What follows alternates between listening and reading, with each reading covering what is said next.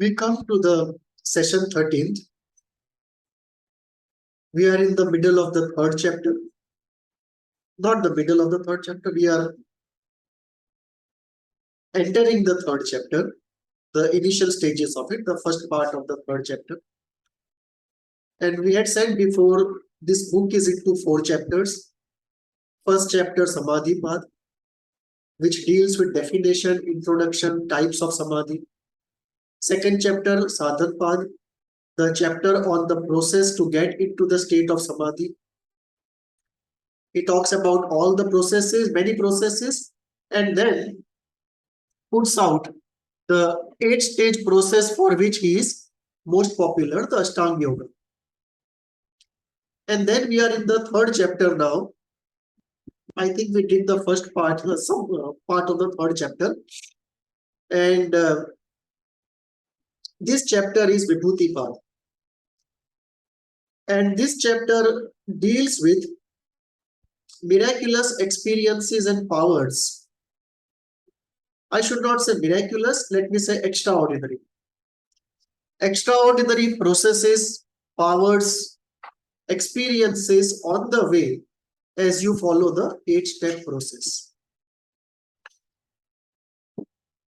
It is not necessary that everyone should have these experiences or that everyone should have all experiences or that everyone should have experiences in this same chronology as Patanjali describes. It all depends upon each individual's path and choices.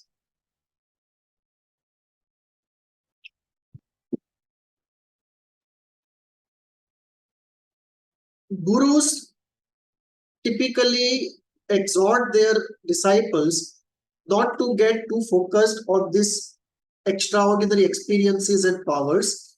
And Patanjali himself says not to get obsessed, but rather look at these extraordinary processes and powers only as a visitor looks at a tourist spot,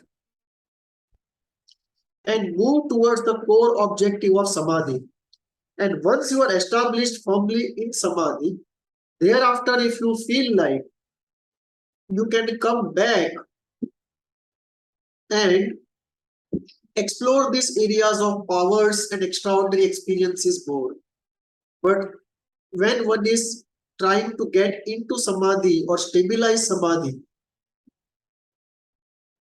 these extraordinary experiences and powers are distractions.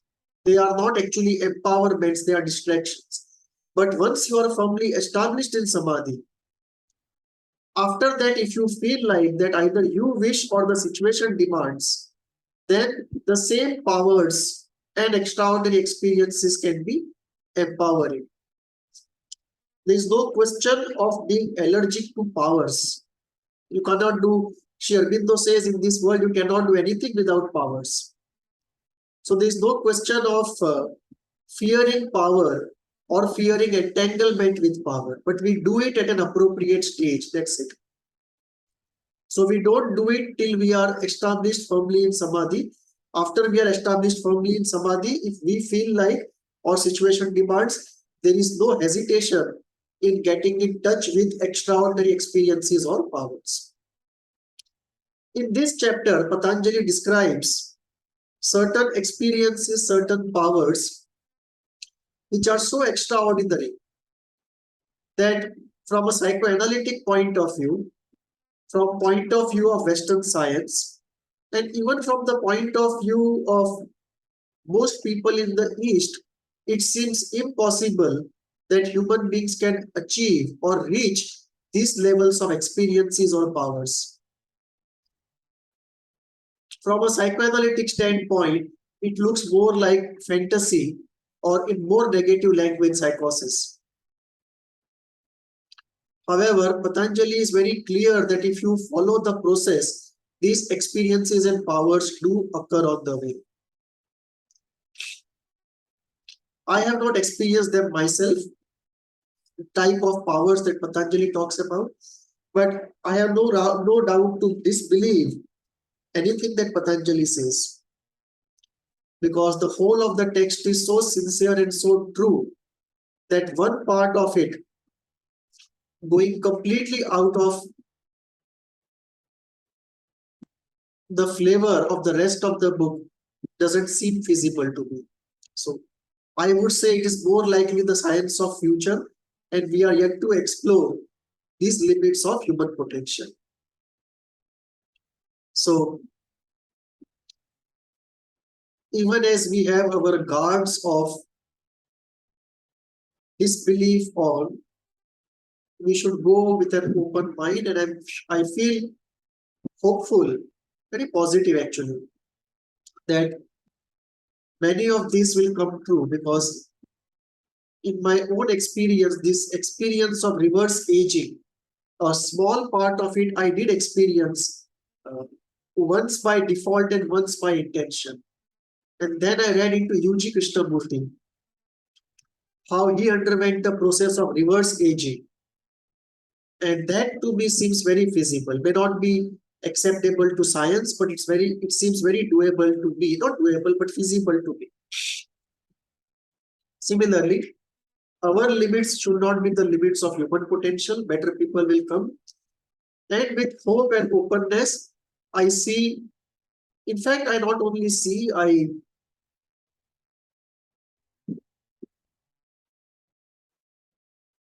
have reverence for Patanjali, and so I don't disbelieve anything that he says.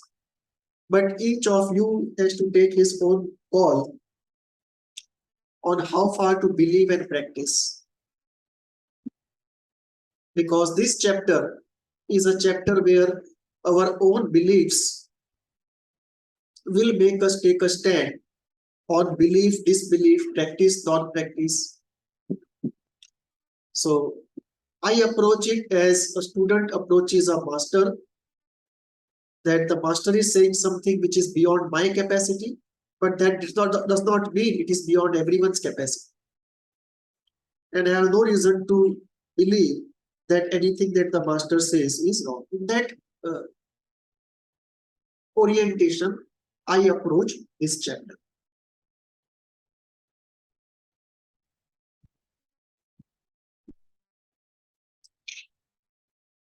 Patanjali starts 107 with laying down the background again. He's bringing the background again. He is redefining concentration and dhyana. And this is what tells me that probably some people have inserted certain sutras which were not inserted by Patanjali himself. Patanjali would never repeat this kind of thing, because this has been said before also when we were defining dhyana, dharana, samadhi. There's no need to redefine them again. So I think some tempering has happened, or maybe the translation on which I have come across, I am using, maybe that has a problem. It doesn't seem so. 2-3 translations I looked at, they all had the same thing. This brings me to this idea of having a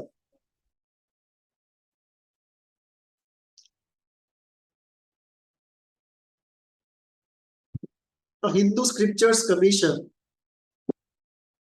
to go into all the scriptures and have one set of scriptures as they are, keep them as they are, and have one scripture which are refined versions, which can remove anything that is casteist, anything that is fanatic, anything that is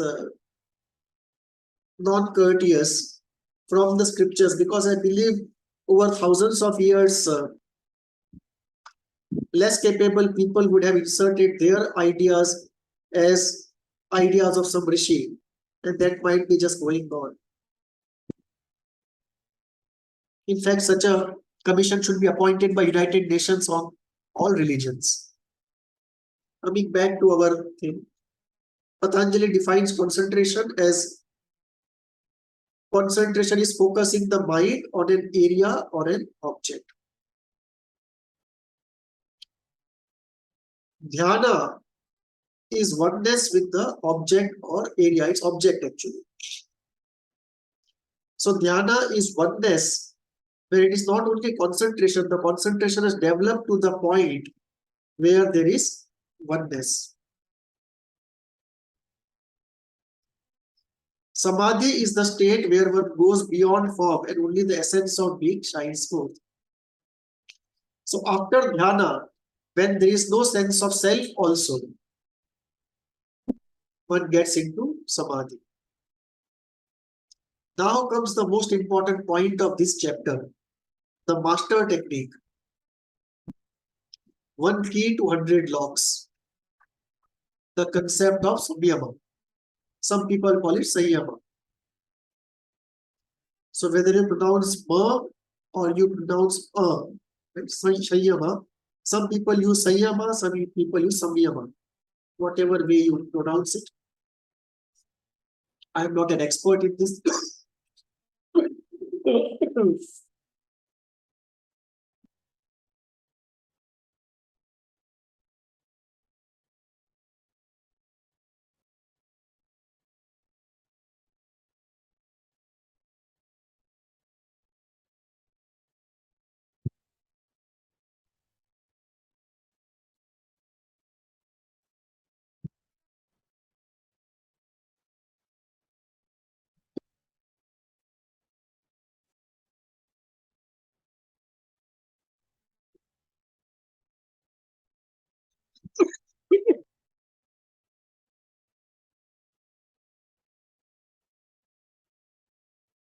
This is the master technique of the whole chapter, Sanyama.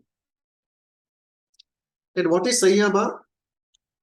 Sanyama is the practice of dharana, concentration, dhyan, oneness, and samadhi upon one object or one goal is called Sanyama. Don't go by the spellings. I think I have not done a good spell check in this PPT. Go by this spelling. This is the correct one. The practice of the three. Now, this is very important. He is developing a psycho-spiritual technique. Not developing, it's already there. He is mentioning, describing a very powerful psycho-spiritual technique. A master technique, one key to 100 locks. And what is the technique? The technique of Sanyama. What is Sanyama? He says, doing these three together, dharana, dhyana, and samadhi. Dharana, one can understand, you do concentration on one goal. Then you get completely lost into that goal. Concentration is done with a lot of efforts. Dhyana appears to be more natural state, and then you get into samadhi. So the question is, samadhi by definition is objectless. How are you going to do samadhi upon one object? It can mean, I don't know, I'm not an expert on this, but it can mean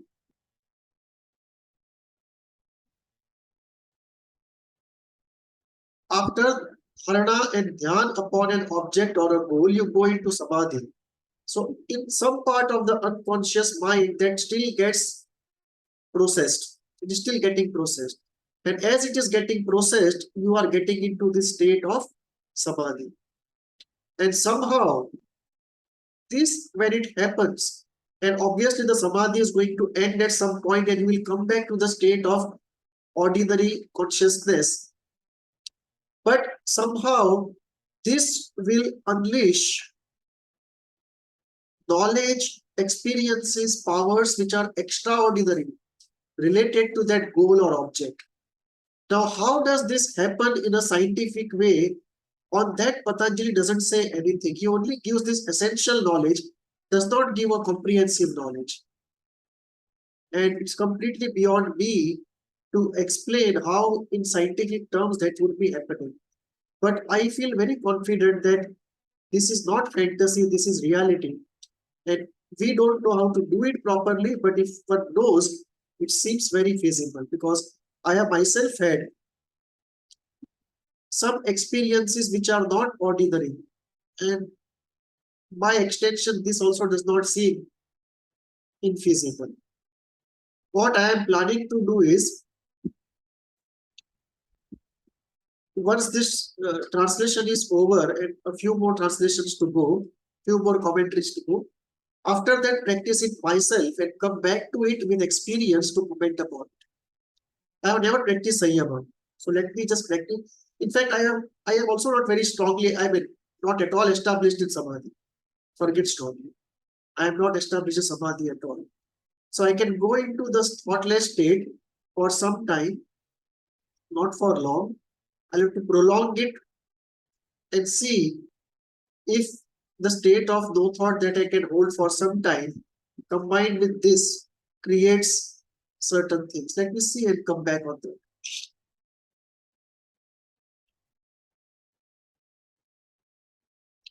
Sayama. So now this he takes a master technique, and now he's going to apply this master technique to a variety of contexts and goals and tell us that if you practice this master technique in particular context, what is the gain, profit to you? So he says, Sayama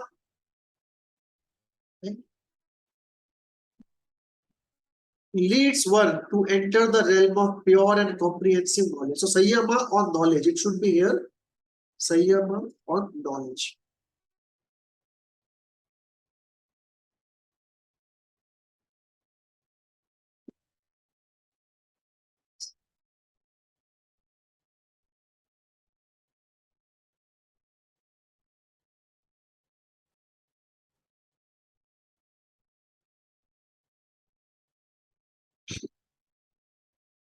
I think it should be changed.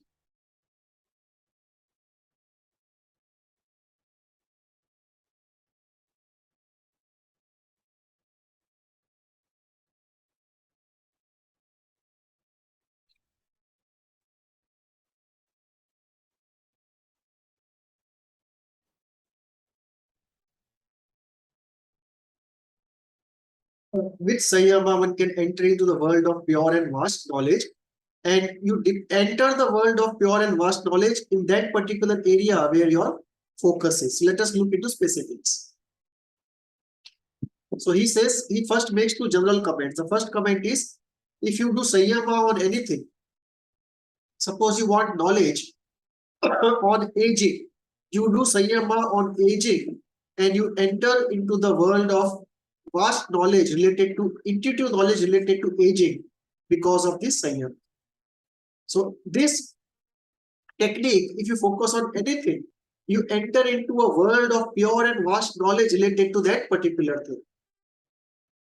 And this knowledge can be used across various areas. So with Sayama, you can enter in. With Sayama, you can enter into the world of pure and vast knowledge, and this knowledge can be carried across different areas.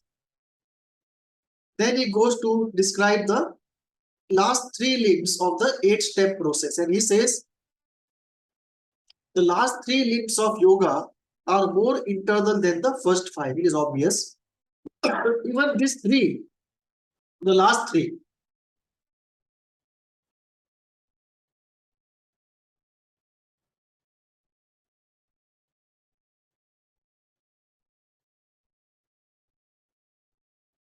even this last three seem external to the one who is in seedless samadhi. So anybody who is in samadhi, for him, even the last 3 steps of yoga, which otherwise seem internal, even they seem external because he's so much into the inside of himself.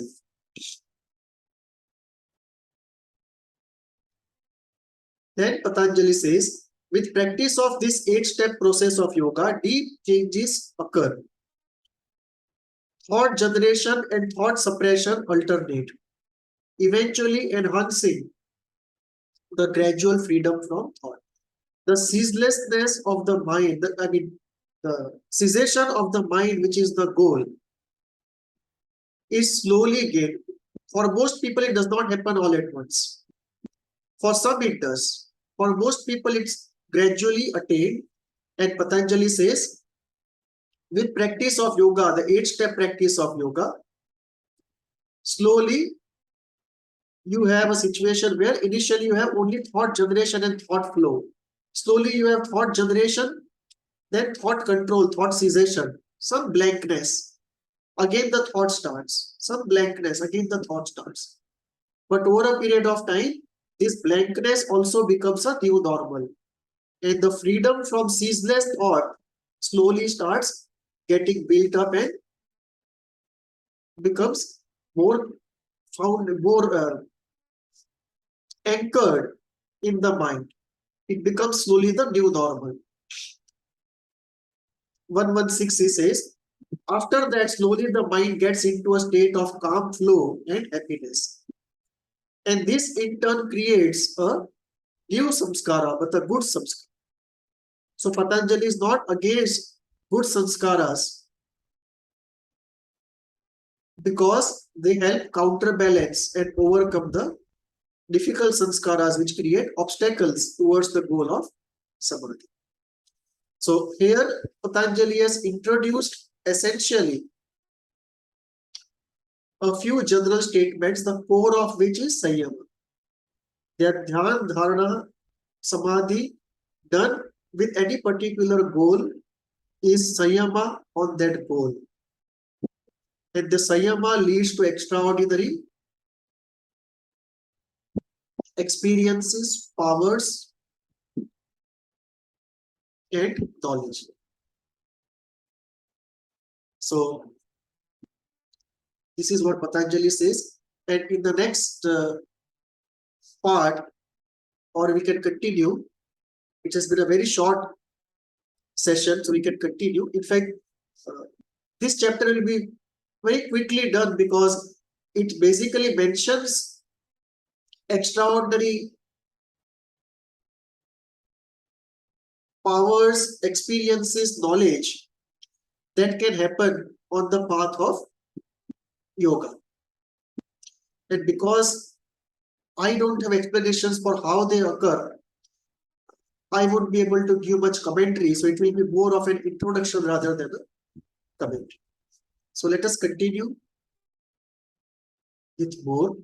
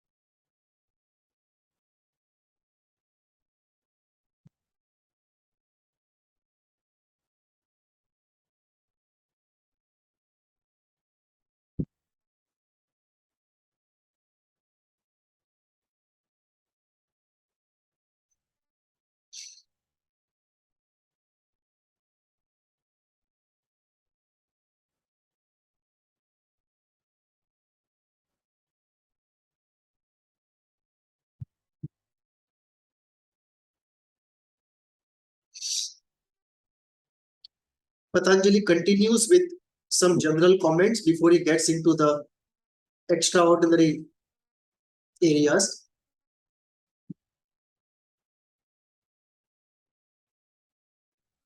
117 he says, as the general tendency of the mind is to be scattered all over the place, as this scattered, distracted mind get distracted at any temptation of pleasure. So this is the nature of the mind, to be scattered and be tempted. Scattered all over the place, always tempted for pleasure. Patanjali says, with the practice of the eightfold process, maybe you are practicing step 1, 2, or 3, slowly as the scatter of the mind starts getting focused, concentration rises and helps one to go towards samadhi.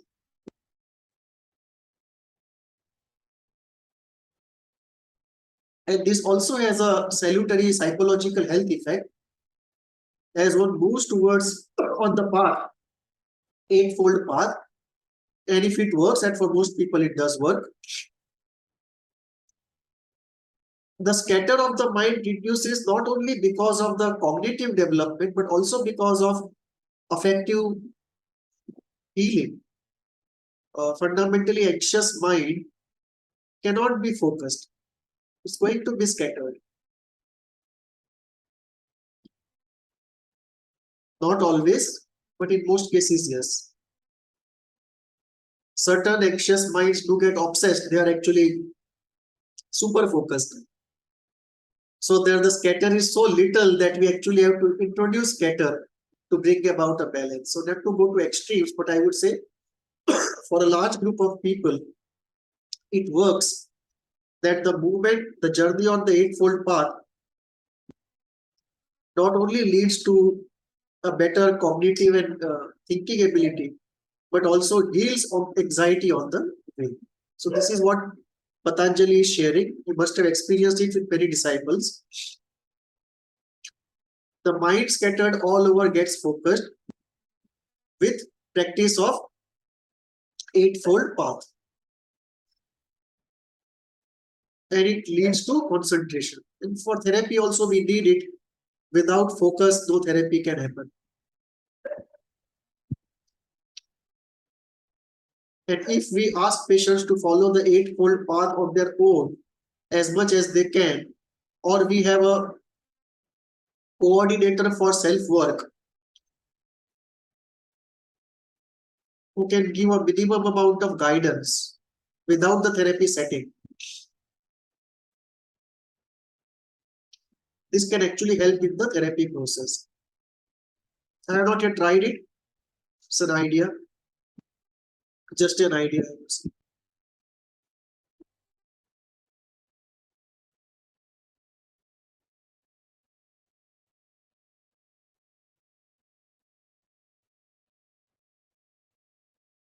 So the focus leads to concentration. Concentration in turn leads to the state of peace and equanimity. Slowly and gradually, this concentration will lead to peace and equanimity. And I should here put, let me not put it. Concentration will lead to a state of peace and equanimity because this is a voluntary concentration, a pleasant concentration.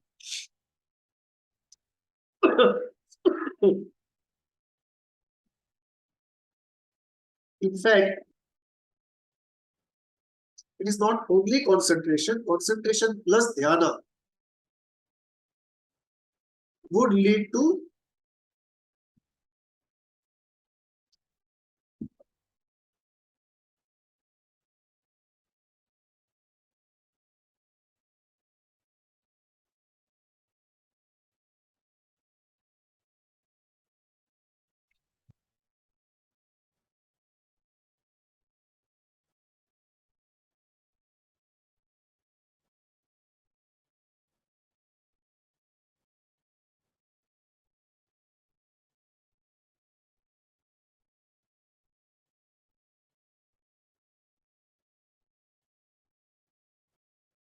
this would be a better way to describe it.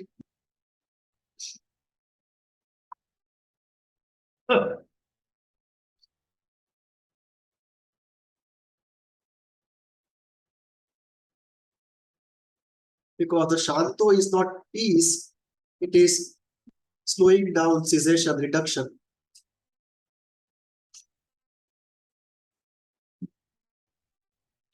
So Patanjali says, first he talks about, he's just reiterating what he already said, and therefore I feel somehow this have got inserted somewhere down the line. Or maybe the Sanskrit words have a very different meaning which I am just not able to figure out. That's also possible. Sanskrit has this character of having the same word giving so many different and deep meanings.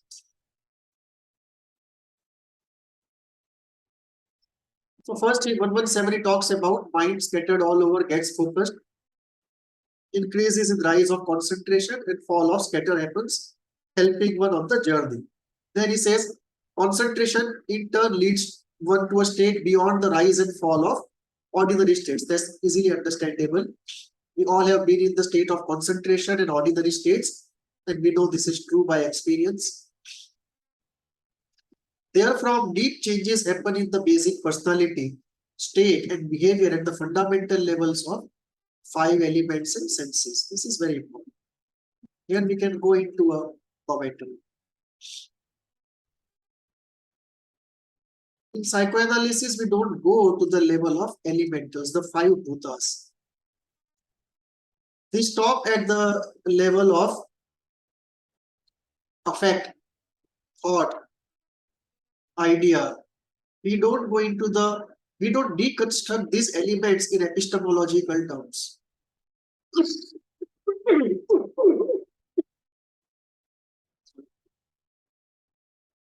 We don't deconstruct these elements into the epistemological form.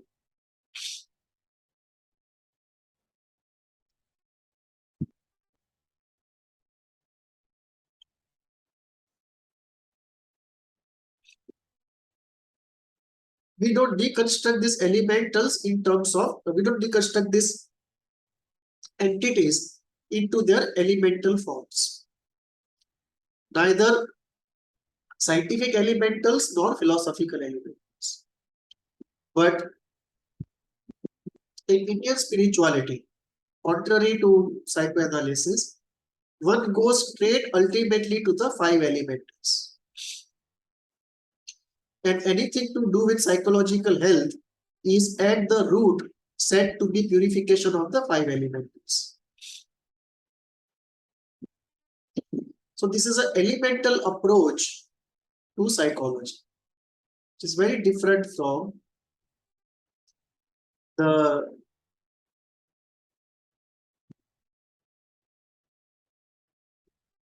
common experience approach in description, not in analysis, but in description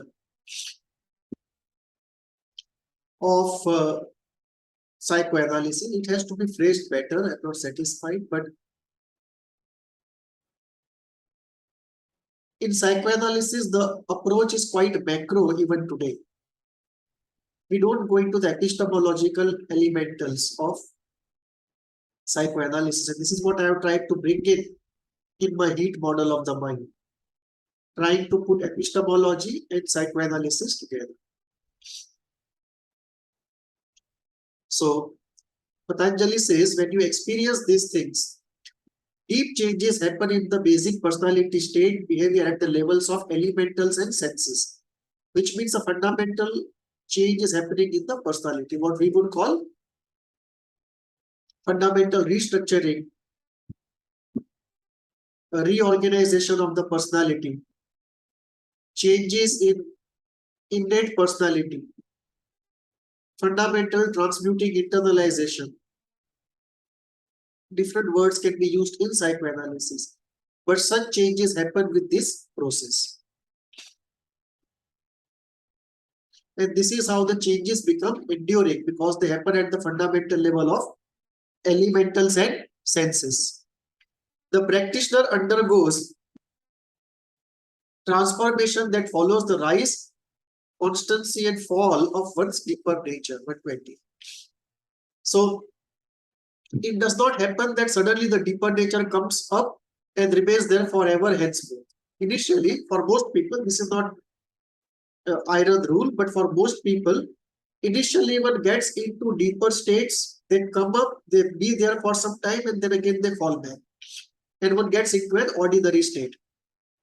And this continues for quite some long time, before the deeper, higher states become the new normal. There is quite a long transitional period, a transitional space where both the ordinary and the extraordinary coexist. After some time, the extraordinary becomes the normal, new normal, and it takes up the ordinary in a sublimated way for its purposes. 121. Differences of chronology and types of practices can lead to differences in experiences. This is very important because this brings out the heart of the Hindu philosophy. Sri Aurobindo says every sadhak has his own way of sadhana. So the path is different for every individual.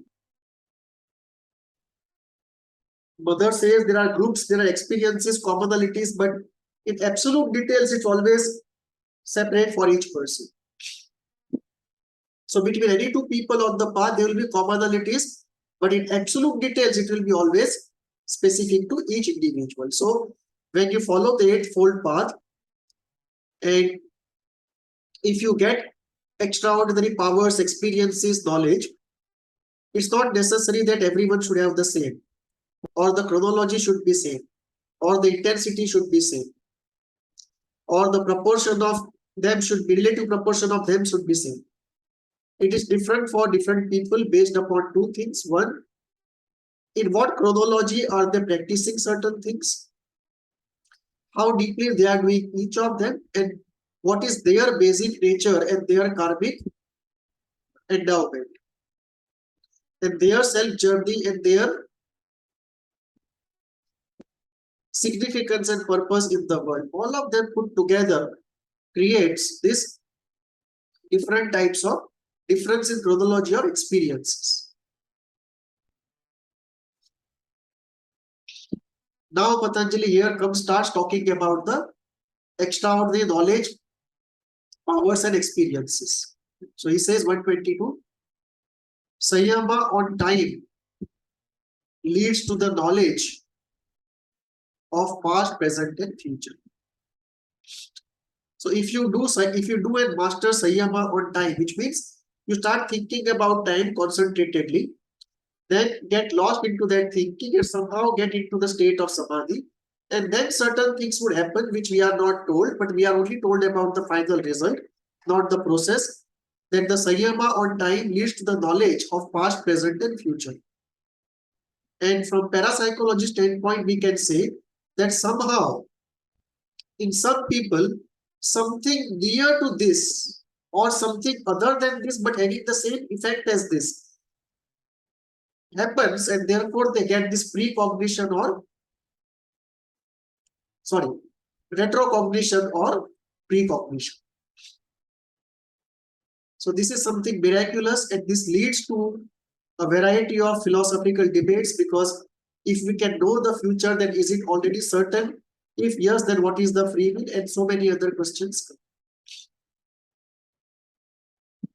123, Sayama on differentiated sound, meaning and experience. He says,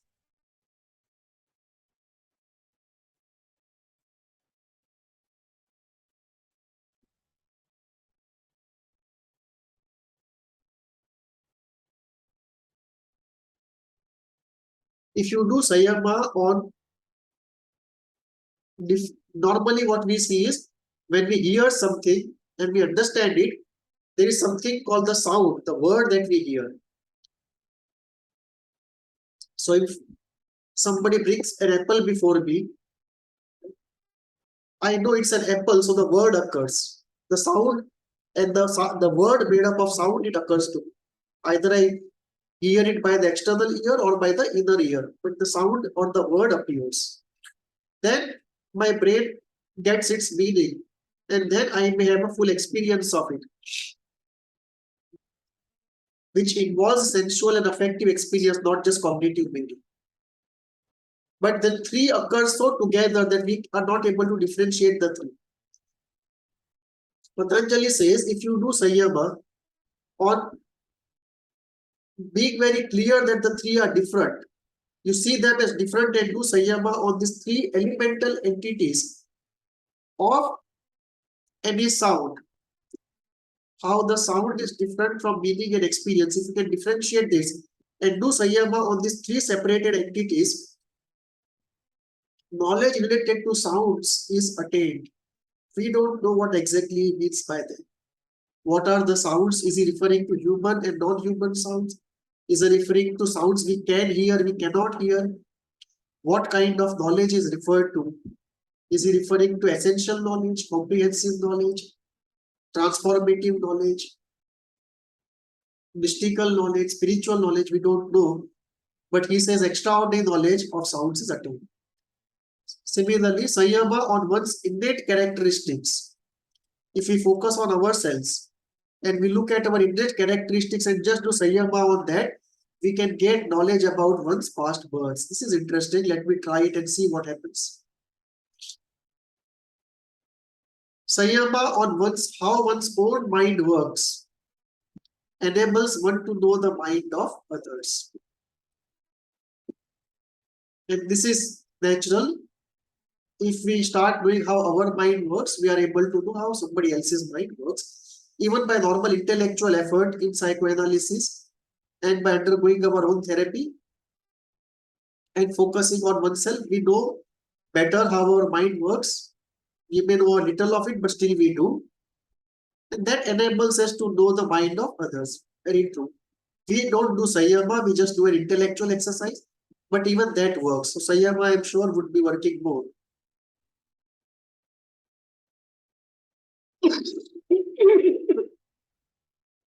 Even as the mind of the other is known, the objects of that mind are not known, for they are not a part of the. So Patanjali puts a qualification that even as you know how the mind of the other is working, you don't know anything about the objects the mind has interacted with. So looking at somebody, we can say,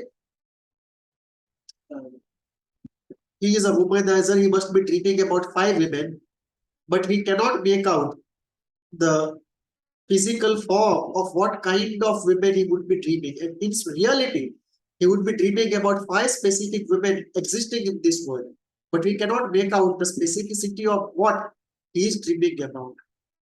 So we can make out the tendencies of the mind, but we cannot make out the objective experience related memory content of the mind, what objects he has interacted with or what objects he has created in the mind.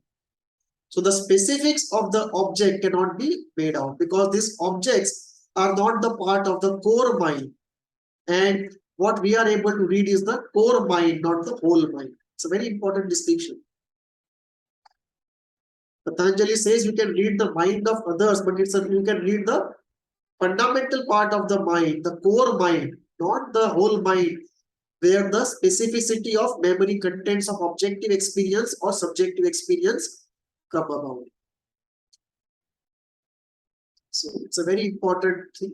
And Patanjali goes on further on how other sanyamas can be done and what profits it will give us. So we'll continue with this.